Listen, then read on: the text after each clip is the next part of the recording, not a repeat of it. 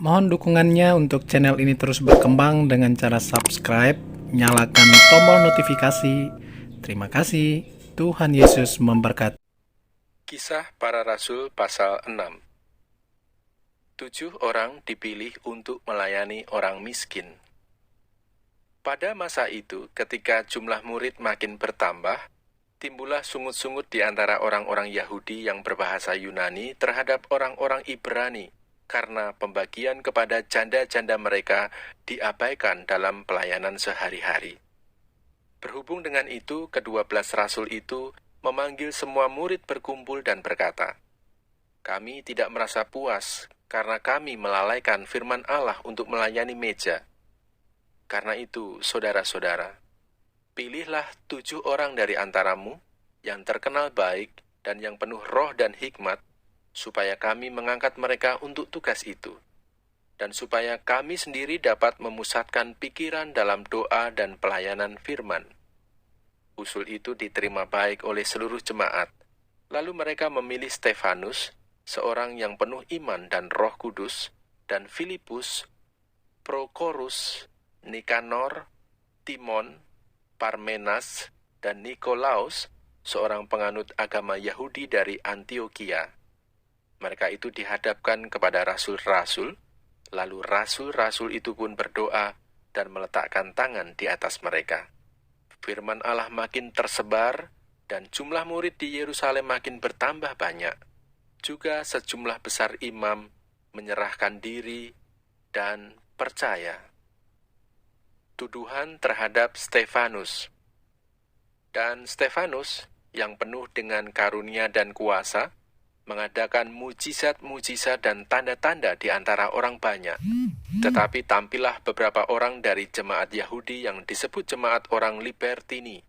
Anggota-anggota jemaat itu adalah orang-orang dari Kirene dan dari Alexandria, bersama dengan beberapa orang Yahudi dari Kilikia dan dari Asia. Orang-orang itu bersoal jawab dengan Stefanus, tetapi mereka tidak sanggup melawan hikmatnya dan roh yang mendorong dia berbicara. Lalu mereka menghasut beberapa orang untuk mengatakan, "Kami telah mendengar dia mengucapkan kata-kata hujat terhadap Musa dan Allah."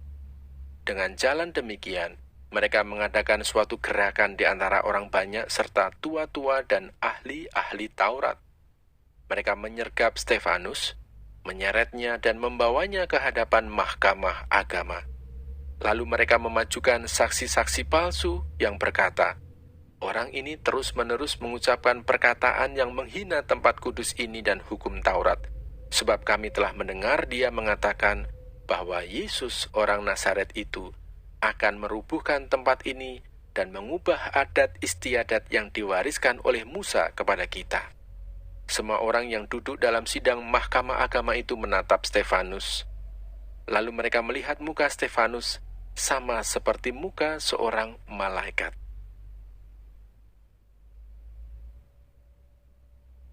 Kisah Para Rasul pasal 7. Pembelaan Stefanus. Kata imam besar, "Benarkah demikian?" Jawab Stefanus, "Hai saudara-saudara dan bapak-bapak, dengarkanlah. Allah yang maha mulia telah menampakkan dirinya kepada bapa leluhur kita Abraham ketika ia masih di Mesopotamia sebelum ia menetap di Haran, dan berfirman kepadanya, 'Keluarlah dari negerimu dan dari sanak saudaramu, dan pergilah ke negeri yang akan kutunjukkan kepadamu.' Maka keluarlah ia dari negeri orang Kasdim, lalu menetap di Haran. Dan setelah ayahnya meninggal, Allah menyuruh dia pindah dari situ ke tanah ini, tempat kamu diam sekarang. Dan di situ Allah tidak memberikan milik pusaka kepadanya, bahkan setapak tanah pun tidak. Tetapi ia berjanji akan memberikan tanah itu kepadanya, menjadi kepunyaannya dan kepunyaan keturunannya. Walaupun pada waktu itu ia tidak mempunyai anak. Beginilah firman Allah, yaitu bahwa keturunannya akan menjadi pendatang di negeri asing, dan bahwa mereka akan diperbudak dan dianiaya 400 tahun lamanya. Tetapi bangsa yang akan memperbudak mereka itu akan kuhukum, firman Allah, dan sesudah itu mereka akan keluar dari situ dan beribadah kepadaku di tempat ini. Lalu Allah memberikan kepadanya perjanjian sunat, dan demikianlah Abraham memperanakan Ishak, lalu menyunatkannya pada hari yang ke-8, dan Ishak memperanakan Yakub, dan Yakub memperanakan ke-12 bapa leluhur kita. Karena iri hati, bapa-bapa leluhur kita menjual Yusuf ke tanah Mesir, tetapi Allah menyertai dia dan melepaskannya dari segala penindasan, serta menganugerahkan kepadanya kasih karunia dan hikmat ketika ia menghadap Fir'aun, Raja Mesir. Fir'aun mengangkatnya menjadi kuasa atas tanah Mesir dan atas seluruh istananya. Maka datanglah bahaya kelaparan menimpa seluruh tanah Mesir dan tanah Kanaan, serta penderitaan yang besar, sehingga nenek moyang kita tidak mendapat makanan. Tetapi ketika Yakub mendengar bahwa di tanah Mesir ada gandum, ia menyuruh nenek moyang kita ke sana. Itulah kunjungan mereka yang pertama. Pada kunjungan mereka yang kedua, Yusuf memperkenalkan dirinya kepada saudara-saudaranya, lalu ketahuanlah asal-usul Yusuf kepada Fir'aun. Kemudian Yusuf menyuruh menjemput Yakub ayahnya dan semua sanak saudaranya, 75 jiwa banyaknya. Lalu pergilah Yakub ke tanah Mesir. Di situ ia meninggal, ia dan nenek moyang kita. Mayat mereka dipindahkan ke Sikhem dan diletakkan di dalam kuburan yang telah dibeli Abraham dengan sejumlah uang perak dari anak-anak Hemor di Sikhem. Tetapi makin dekat genapnya janji yang diberikan Allah kepada Abraham, makin bertambah banyaklah bangsa itu di Mesir, sampai bangkit seorang raja lain memerintah tanah Mesir, seorang yang tidak mengenal Yusuf. Raja itu mempergunakan tipu daya terhadap bangsa kita dan menganiaya nenek moyang kita, serta menyuruh membuang bayi mereka, supaya bangsa kita itu jangan berkembang. Pada waktu itulah Musa lahir dan ia elok di mata Allah. 3 bulan lamanya ia diasuh di rumah ayahnya. Lalu ia dibuang, tetapi putri Fir'aun memungutnya dan menyuruh mengasuhnya seperti anaknya sendiri. Dan Musa dididik dalam segala hikmat orang Mesir, dan ia berkuasa dalam perkataan dan perbuatannya. Pada waktu ia berumur 40 tahun, timbullah keinginan dalam hatinya untuk mengunjungi saudara-saudaranya, yaitu orang-orang Israel. Ketika itu ia melihat seorang dianiaya oleh seorang Mesir, lalu ia menolong dan membela orang itu dengan membunuh orang Mesir itu.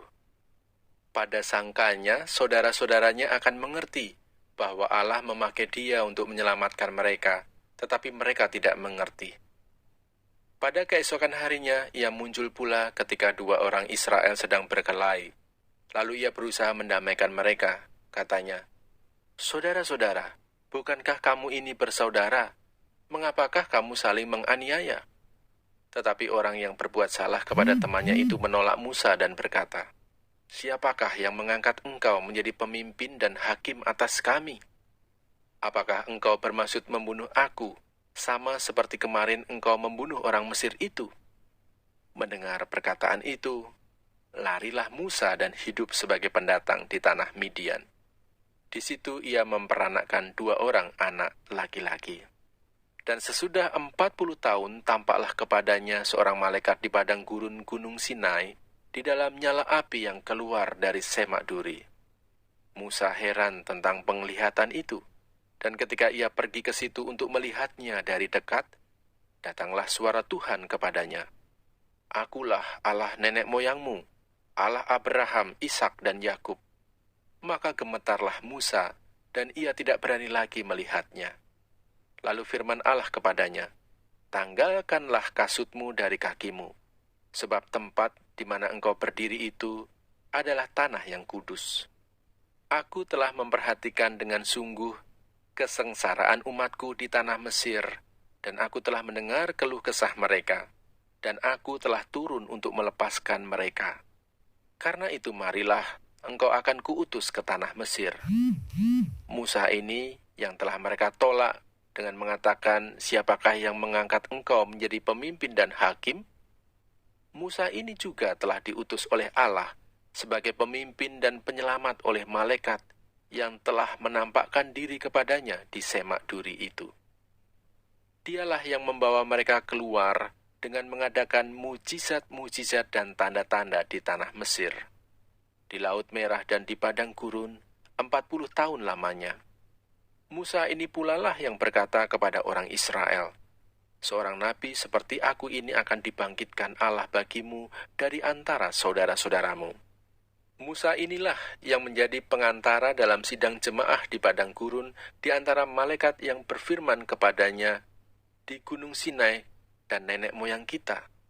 Dan dialah yang menerima firman-firman yang hidup untuk menyampaikannya kepada kamu. Tetapi nenek moyang kita tidak mau taat kepadanya, malahan mereka menolaknya. Dalam hati mereka ingin kembali ke tanah Mesir. Kepada Harun mereka berkata, "Buatlah untuk kami beberapa Allah yang akan berjalan di depan kami. Sebab Musa ini yang telah memimpin kami keluar dari tanah Mesir. Kami tidak tahu apa yang telah terjadi dengan dia." Lalu pada waktu itu mereka membuat sebuah anak lembu dan mempersembahkan persembahan kepada berhala itu, dan mereka bersukacita tentang apa yang dibuat sendiri oleh mereka.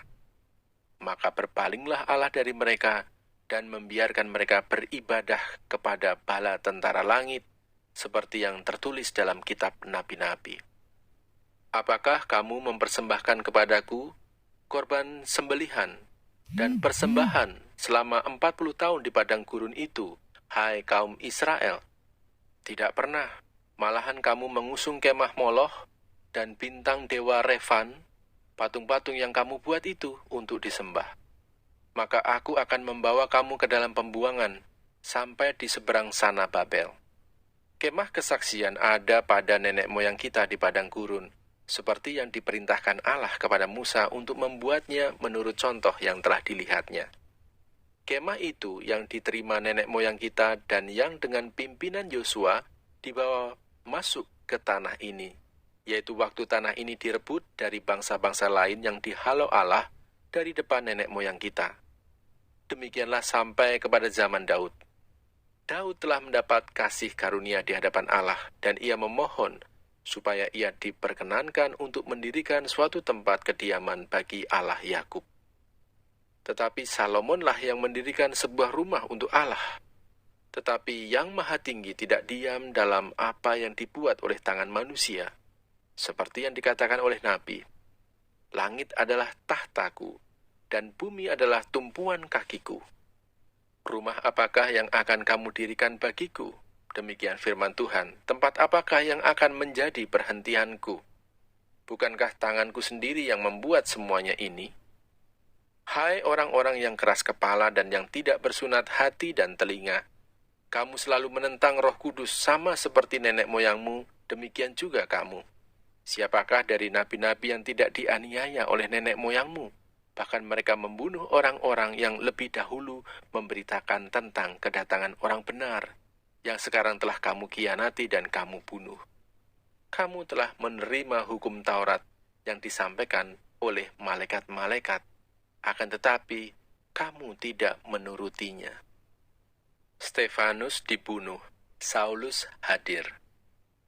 Ketika anggota-anggota mahkamah agama itu mendengar semuanya itu, sangat tertusuk hati mereka. Maka mereka menyambutnya dengan gertakan gigi.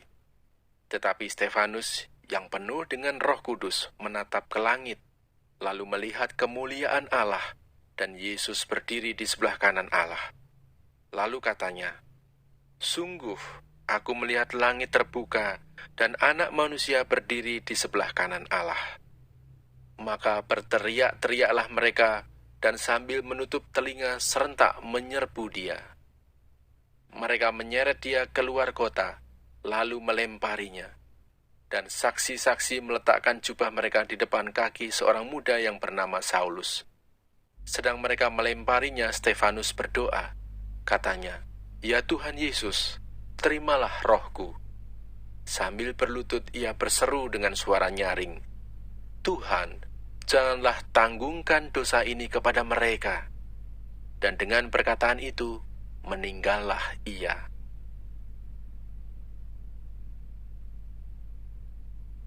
Kisah Para Rasul pasal 8. Saulus juga setuju bahwa Stefanus mati dibunuh. Penganiayaan terhadap jemaat di Yerusalem. Pada waktu itu mulailah penganiayaan yang hebat terhadap jemaat di Yerusalem. Mereka semua, kecuali rasul-rasul, tersebar ke seluruh daerah Yudea dan Samaria. Orang-orang saleh menguburkan mayat Stefanus serta meratapinya dengan sangat. Tetapi Saulus berusaha membinasakan jemaat itu, dan ia memasuki rumah demi rumah dan menyeret laki-laki dan perempuan keluar dan menyerahkan mereka untuk dimasukkan ke dalam penjara. Filipus di Samaria. Mereka yang tersebar itu menjelajah seluruh negeri itu sambil memberitakan Injil, dan Filipus pergi ke suatu kota di Samaria dan memberitakan Mesias kepada orang-orang di situ. Ketika orang banyak itu mendengar pemberitaan Filipus dan melihat tanda-tanda yang diadakannya, mereka semua dengan bulat hati menerima apa yang diberitakannya itu. Sebab dari banyak orang yang kerasukan roh jahat, keluarlah roh-roh itu sambil berseru dengan suara keras, dan banyak juga orang lumpuh dan orang timpang yang disembuhkan. Maka sangatlah besar sukacita dalam kota itu. Seorang yang bernama Simeon telah sejak dahulu melakukan sihir di kota itu dan mentakjubkan rakyat Samaria, serta berlagak seolah-olah ia seorang yang sangat penting. Semua orang, besar kecil, mengikuti dia dan berkata, "Orang ini adalah kuasa Allah yang terkenal sebagai kuasa besar." Dan mereka mengikutinya, karena sudah lama ia mentakjubkan mereka oleh perbuatan sihirnya. Tetapi sekarang mereka percaya kepada Filipus yang memberitakan Injil tentang kerajaan Allah dan tentang nama Yesus Kristus. Dan mereka memberi diri mereka dibaptis, baik laki-laki maupun perempuan. Simon sendiri juga menjadi percaya, dan sesudah dibaptis, ia senantiasa bersama-sama dengan Filipus, dan takjub ketika ia melihat tanda-tanda dan mujizat-mujizat besar yang terjadi. Ketika rasul-rasul di Yerusalem mendengar bahwa tanah Samaria telah menerima firman Allah, mereka mengutus Petrus dan Yohanes ke situ. Setibanya di situ, kedua rasul itu berdoa supaya orang-orang Samaria itu beroleh Roh Kudus. Sebab Roh Kudus belum turun di atas seorang pun di antara mereka, karena mereka hanya dibaptis dalam nama Tuhan Yesus. Kemudian keduanya menumpangkan tangan di atas mereka, lalu mereka menerima Roh Kudus. Ketika Simon melihat bahwa pemberian Roh Kudus terjadi oleh karena rasul-rasul itu menumpangkan tangannya, ia menawarkan uang kepada mereka, serta berkata, "Berikanlah juga kepadaku kuasa itu, supaya jika aku menumpangkan tanganku di atas seseorang, ia boleh menerima Roh Kudus." Tetapi Petrus berkata kepadanya, "Binasalah kiranya uangmu itu bersama dengan engkau, karena engkau menyangka bahwa engkau dapat membeli karunia Allah dengan uang. Tidak ada bagian atau hakmu dalam perkara ini, sebab hatimu tidak lurus di hadapan Allah. Jadi bertobatlah dari kejahatanmu ini dan berdoalah kepada Tuhan, supaya ia mengampuni niat hatimu ini, sebab kulihat bahwa hatimu telah seperti empedu yang pahit dan terjerat dalam kejahatan." Jawab Simon, "Hendaklah kamu berdoa untuk aku kepada Tuhan, supaya kepadaku jangan kiranya terjadi segala apa yang telah kamu katakan itu." Setelah keduanya bersaksi dan memberitakan firman Tuhan, kembalilah mereka ke Yerusalem, dan dalam perjalanannya itu, mereka memberitakan Injil dalam banyak kampung di Samaria. Sida-sida dari tanah Etiopia. Kemudian berkatalah seorang malaikat Tuhan kepada Filipus, katanya, "Bangunlah dan berangkatlah ke sebelah selatan menurut jalan yang turun dari Yerusalem ke Gaza. Jalan itu jalan yang sunyi." Lalu berangkatlah Filipus. Adalah seorang Etiopia, seorang sida-sida, pembesar dan kepala perbendaharaan Sri Kandake, ratu negeri Etiopia, yang pergi ke Yerusalem untuk beribadah. Sekarang orang itu sedang dalam perjalanan pulang dan duduk dalam keretanya sambil membaca kitab Nabi Yesaya. Lalu kata Roh kepada Filipus, Pergilah ke situ dan dekatilah kereta itu. Filipus segera ke situ dan mendengar sida-sida itu sedang membaca kitab Nabi Yesaya. Kata Filipus, "Mengertikah Tuan apa yang Tuan baca itu?" Jawabnya, "Bagaimanakah aku dapat mengerti kalau tidak ada yang membimbing aku?" Lalu ia meminta Filipus naik dan duduk di sampingnya. Nas yang dibacanya itu berbunyi seperti berikut. Seperti seekor domba, ia dibawa ke pembantaian, dan seperti anak domba yang keluh di depan orang yang menggunting bulunya, demikianlah ia tidak membuka mulutnya. Dalam kehinaannya berlangsunglah hukumannya. Siapakah yang akan menceritakan asal-usulnya? Sebab nyawanya diambil dari bumi. Maka kata sida-sida itu kepada Filipus, "Aku bertanya kepadamu tentang siapakah Nabi berkata demikian? Tentang dirinya sendiri atau tentang orang lain?" Maka mulailah Filipus berbicara dan bertolak dari nas itu, ia memberitakan Injil Yesus kepadanya. Mereka melanjutkan perjalanan mereka dan tiba di suatu tempat yang ada air. Lalu kata sida-sida itu, "Lihat, di situ ada air. Apakah halangannya jika aku dibaptis?" Saud Filipus, "Jika Tuan percaya dengan segenap hati, boleh." Jawabnya, "Aku percaya bahwa Yesus Kristus adalah Anak Allah." Lalu orang Etiopia itu menyuruh menghentikan kereta itu, dan keduanya turun ke dalam air, baik Filipus maupun sida-sida itu, dan Filipus membaptis dia. Dan setelah mereka keluar dari air, Roh Tuhan tiba-tiba melarikan Filipus, dan sida-sida itu tidak melihatnya lagi. Ia meneruskan perjalanannya dengan sukacita. Tetapi ternyata Filipus ada di Asdod.